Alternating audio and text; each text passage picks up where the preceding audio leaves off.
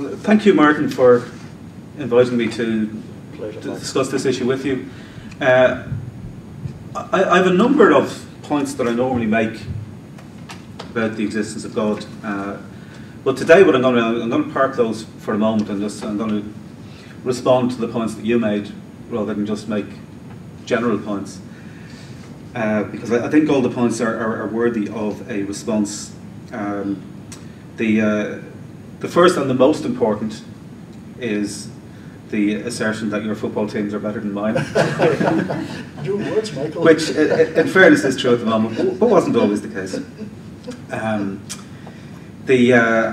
football is, in many ways, worse than religion, because you can change your religion, but you can't change your football team. So I'm kind of stuck with Leeds and Bows. I pick my football teams on the basis of financial irresponsibility. Now, the points that you made, look you were making two different types of arguments and intermingling the two, so I'm going to try and tease them apart.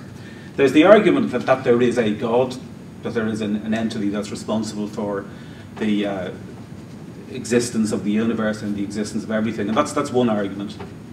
And then there's the argument that that God is the Christian God. And there's no link between those two arguments. You can believe that there is an entity that caused the universe to exist without in any way believing that that's the Christian God. In fact, you know, many people do believe that there is a God but not the Christian God. And there's simply no pathway from believing that the universe had a creator to making any moral claim. You know, you can't argue that the universe had a beginning, therefore it must have had a creator, therefore you can't have gay marriage. You know, they're entirely unrelated issues. The issue of how the universe came to be is an entirely unrelated issue to how we should deal with each other ethically and morally. And I would suggest that we can deal with each other ethically and morally on the basis of compassion and empathy and reciprocity and cooperation and fairness and justice, independently of whether whatever caused the universe to happen happened. Now I'm going to deal with the specific points that you made. Now bear with me because this isn't prepared, so it may be a little less coherent than some of my normal points. The very interesting argument. It's the first I've heard many arguments for the existence of God, but it's the first time I've heard an argument based on the Rodgers and Hammerstein lyrics in The Sound of Music.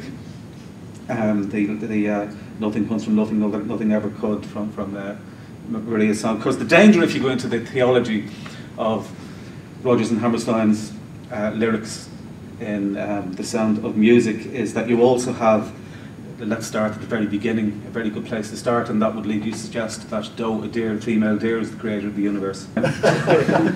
So there's a kind of a more coherent argument that you did make about the argument from contingency, which I will address later on. And the other main argument that you made is the argument from miracles. So I'll address both of those. The contingency argument that God exists of necessity is essentially, I mean, that argument is essentially that things might not have existed, but they do, and there's an explanation why things exist. There's an explanation why this podium exists, that somebody made it. And equally, the universe might not exist, but it does. And there might have been nothing, but there isn't, is essentially what that argument is. And so there must be an explanation for the universe.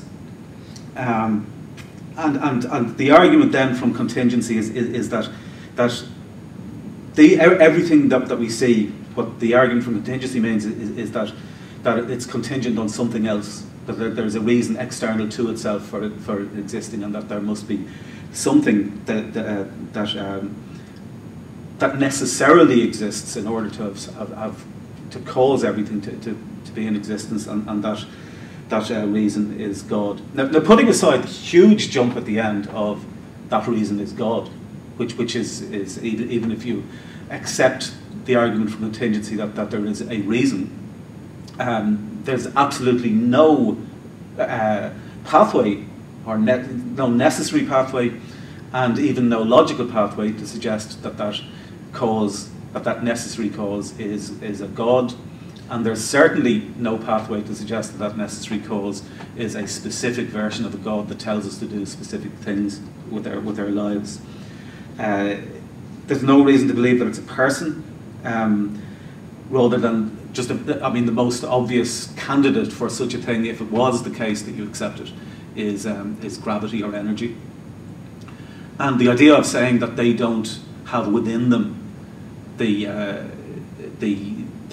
power to cause themselves to exist is just speculation. We don't know anything about that. And atheists don't claim to know. And certainly scientific, rational atheists don't claim to know. But because we don't know something, doesn't mean that you can just magically make up an answer and say that it's a specific being that, oh, and by the way, has written a book 2,000 years ago and is telling us how we should live our lives on the extremely flimsy foundation of saying that you believe that there must have been something that caused everything, and therefore this book is the result of it. If you accept that thing, even if you accept that it's a being, which I see no reason to, but even if you do accept, let's grant that it might be a being, there's no reason to believe that it's one being. Why would it have to be one being? Why could it not have been many of them? There's no reason to believe that being, if it did exist, still exists. There could have been something that was there initially that caused everything to happen and then ceased to exist itself. There's any amount of speculation that you can add into the equation if you start off with the contingency argument. And starting from the contingency argument, which is controversial enough in itself, but I'm going to grant it for the purpose of this discussion, grant it as a hypothesis. You can't just go from it to a specific version of a God, or you can't with any logic or credibility. You would also have to explain how that necessary being, which by definition exists outside of the universe in which we live, and by definition exists outside of time and space, how it caused things to happen. Because if it caused things to happen, it must in some way interact with the universe. It's certainly, if it causes something to happen at a particular time rather than at another time, it has to exist within time, if not within space. And there's so many inherent contradictions in making any leap from the assertion that there must have been something that caused everything to making any speculative descriptions of what it might be. There's also when I said it's not necessarily the case that I'll just tell you briefly why it's not necessarily the case that the argument for contingency holds up anyway. It's based on the principle that because everything within the universe has a cause, therefore the universe itself must have a cause, and that doesn't necessarily follow. So it's not necessarily the case that because everything within a collection of events or things has a particular property, that the collection itself has a property. Like every sentence that I say as part of this speech is less than 2 minutes long. That doesn't mean that the speech is less than 2 minutes long. There's a distinction between the properties of things within a category and the category itself. So there's a range of things. Look, we could discuss that philosophically just by itself all night, but I mean, it's certainly the argument for contingency has sufficient problems within it to make it to be not a sufficient argument for God being real, and certainly nowhere near an argument for any specific version of a God existing. The next argument that you made was the argument from miracles, and you grounded that basically on Lazarus, Christ's resurrection, and Fatima. Now, let's take those one at a time. Lazarus is unless you have a particular prior reason for believing it, is just a made-up story. You know, when you say it's credible, I mean, you know, there are any number of fictional stories that sound credible. It's not difficult to make a fictional story sound credible. But what you have to measure it against is how likely is it that it actually happened, that somebody died and then rose from the dead. And generally speaking, it doesn't happen. You know, humans don't rise from the dead. Christians make a big deal about the fact that Lazarus, or the assertion that Lazarus rose from the dead and the assertion that Jesus rose from the dead. But the Christian Bible is actually full of people rising from the dead. You know, they're not the only two people that rose from the dead. There's at least half a dozen people in the Bible that rose from the dead in the Old and New Testaments individually. And then when Jesus died on the cross, the graves opened up, and countless dead saints appeared from the graves and wandered around greeting people. So, if you take the credibility of those stories, and certainly the last one, which bizarrely only one of the gospel writers seems to have noticed, these countless people, dead people wandering around greeting people, it seems far more likely that the stories are made up than it is that they're true. If you take the resurrection of Jesus, that's so contradictory. I mean, if you say that it's authentic because the Bible makes it sound authentic, there's essentially five sets of references to the resurrection of Jesus, and they're all completely different. Paul has Jesus appearing to more than 500 people at one time. Pretty memorable event, one would have thought. Yet none of the gospel writers seem to have been aware of it. In the gospel called Mark, and when I say called Mark rather than by Mark, it's because nobody knows who wrote those books, and the names were added in centuries later. In the gospel called Mark, he appears to nobody. The bit in the gospel of Mark where he does appear to people and tell them that it's safe to handle snakes and eat poison was added in later. That's not a controversial assertion. It's a forgery added in later to the gospel called Mark. Matthew, who has all of the dead people coming out of the tombs, also has Jesus appearing twice to various different people, once to Mary and once to the disciples. Luke has Jesus appearing on 3 different occasions, and John has Jesus appearing on 4 different occasions. So the stories are kind of been embellished as chronologically they are written, and that's the pattern generally with the gospel stories. If you look at the gospel stories, not in the sequence in which they're written in the book, but in the chronological sequence in which they were actually written, what you find is that in the first written stories about Jesus, which are essentially the letters of Paul, the Jesus that appears in the letters of Paul is largely he's a spiritual character that Paul came to know through a hallucination, and Paul says very little about the earthly life of Jesus. His relationship, Jesus' relationship with God for Paul comes from his resurrection.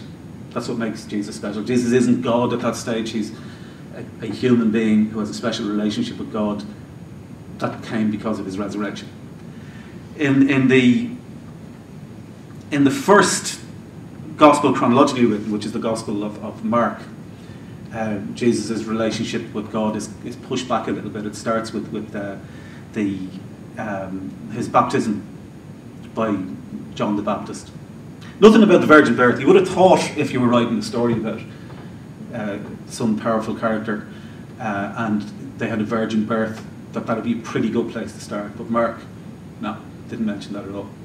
Just started with John the Baptist because the virgin birth story emerged into the Gospels later on chronologically because of a mistranslation of a word when they were translating things from the Jewish, when they were translating stories from the Jewish Bible to try to give a sense of solidity and antiquity to the emerging Christian texts. And then what happened was the Jesus of those stories, the Jesus of Paul and the Jesus of Mark and the Jesus of the early parts of the book of Revelation, which were written chronologically before the Gospels, is an apocalyptic human Jewish preacher. He's not claiming to be God. He wants people to be good Jews, and he believes that the kingdom of God is going to come to earth within the lifetime of those that are listening to him. And that's why all this malarkey about, give up your property and your relationships aren't important. It's because it was an urgent issue. The kingdom of God was going to come within the lifetime of the people that were listening to it. And then as the story evolved, or as real life evolved rather, and particularly, how am I going on time, by the way? Just another 2 or 3 minutes. Okay. As real life evolved and that generation was dying out, the stories began to become more metaphorical and more long-term. And the vision started to go from the relationship with God, starting from his resurrection in Paul, to his baptism in Mark, to the alleged virgin birth in Matthew and Luke, and then by the time it reaches John, he was there from the beginning. So you can see chronologically how the mythology evolved and how a story of a human Jewish preacher gradually metamorphosed into a story of part of a newly invented Trinitarian God. I'll touch briefly on the final point that you made, which was the miracles and the dog. Because the miracle thing is kind of odd, because it's a kind of odd argument, because if you claim that God is responsible for everything, which is essentially what religious people do, if he's responsible for everything, then why is he particularly more responsible for miracles? Surely everything is a miracle, or nothing is a miracle, if God is responsible for everything. If you're saying that a miracle is particularly special, then you're saying that everything else that God is involved in is less special. Sounds kind of odd from an outside perspective of theology. The Hume quote, Martin, I'm afraid you got the wrong way around. I mean, you said that what Hume said about miracles is that if the testimony is so strong that you can't argue against it. That's I know that's your paraphrase rather than yes. the actual quote. But the actual quote is the opposite of that. What Hume says is that no testimony is sufficient to establish a miracle unless the testimony is of such a kind that its falsehood would be more miraculous than the fact that it's trying to establish. So what Hume was saying is that in order for a miracle to be established, the test is that it being false would be more miraculous than it being true. And if you apply that to Fatima, and if you say that and this is the point that Richard was making in the God Delusion, is that if you apply that test to Fatima, and you say, would it be more miraculous that these people were mistaken than it is that the sun moved on its axis and nobody else outside that region noticed, even though it would have caused chaos throughout the world if it happened in reality, then you will see that by that test, Fatima is not a miracle.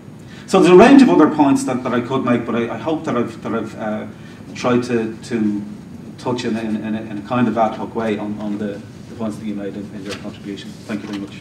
Thank you.